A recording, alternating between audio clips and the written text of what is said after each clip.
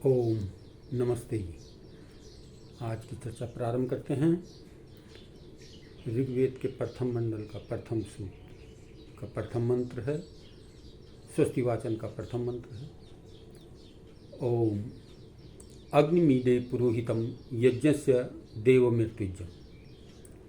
उत्पत्ति से पूर्व सृष्टि के परमाणुओं को धारण करने वाले, यज्ञ शिल्प क्रिया के प्रकाशक, ऋतुओं के निर्माता, देने तथा ग्रहण करने वाले, सर्वरत्नों के उत्पादक अग्निस्वरूप परमेश्वर की मैं स्तुति करता हूँ।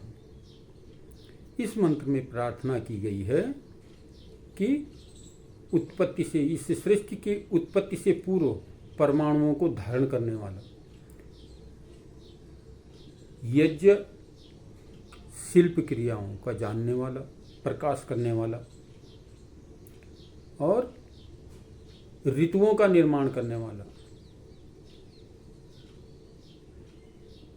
तथा सर्व रत्नों के उत्पादक, सब सृष्टि की बनाने वाले, संपूर्ण रत्नों को धारण करने वाले उस परम पिता परमात्मा की हम स्तुति करते हैं। अग्निमीदे, आगे ले जाने वाला, पुरोहित उसको कहते हैं जो आगे को ले जाने वाला हो, आगे को मार्ग प्रशस्त करने वाला हो, आगे बढ़ाने वाला हो।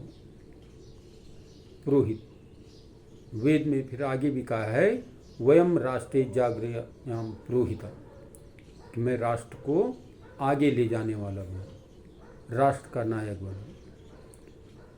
तो इस प्रकार से इस मंत्र के माध्यम से उस परम पिता परमात्मा की स्तुति प्रार्थना करते हुए ये प्रार्थना कर रहे हैं कि प्रभु आप समस्त रत्नों के धारण कराने वाले हो, समस्त ज्ञान के भंडार हो, समस्त ऋतुओं का निर्माण करने वाले हो।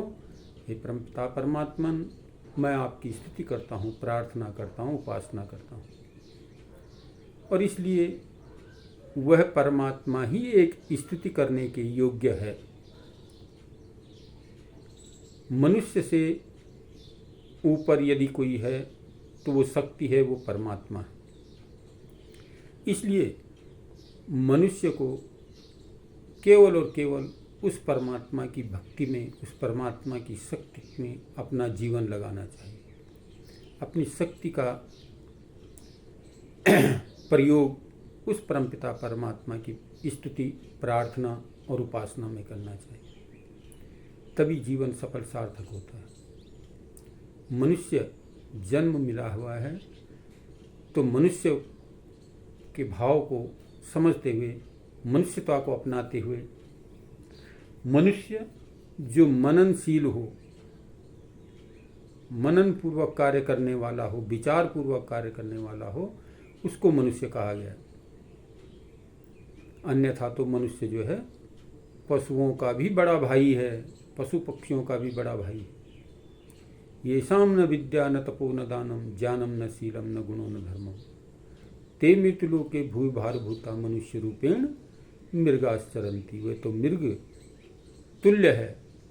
जैसे मृग जो है केवल पेट भरने के लिए घास का चरण करती है, ठीक इसी प्रकार से वो मनुष्य रूप में होता हुआ भी जो है उस मृग के तुल्य है, जिसको केवल अपने भोजन के अलावा किसी दूसरी चीज़ की परवाह नहीं है, चिंता नहीं है, कोई ध्यान नहीं है। उसे तो केवल अपने पेट भरने का उपाय चाहिए।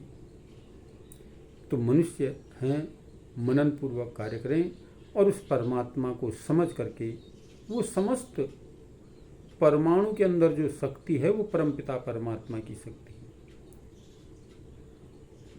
तो अनेक प्रकार से लोग जो है अनेक नामों से उसे परमपिता परमात्मा को जानते हैं।